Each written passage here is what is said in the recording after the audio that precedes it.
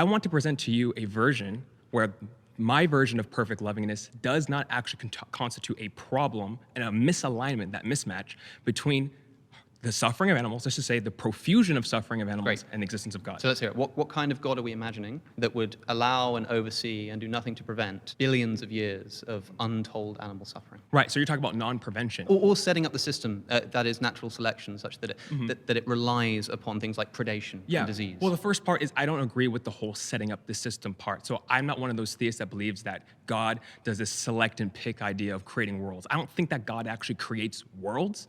I think that God lets worlds develop according in a certain way, but because God can oversee an overarching narrative, he knows exactly how he can redeem anything it goes. The first time, sorry, go ahead. Could God have made it such that animals were all herbivores instead of carnivores and omnivores? Yes, he could totally do that. Okay, so had he done that, here's an instant way to reduce by orders of magnitude the amount of suffering that exists. Right, but hold on. That's particularly assuming a value theory already that I haven't told you I'm adopting that has a problem with the evil. So I have to give you my value theory first for you to show that misalignment. Okay, let's hear it. Perfect. Okay, so my value theory says that it's not the most important thing about a sentient creature is not what merely happens to them.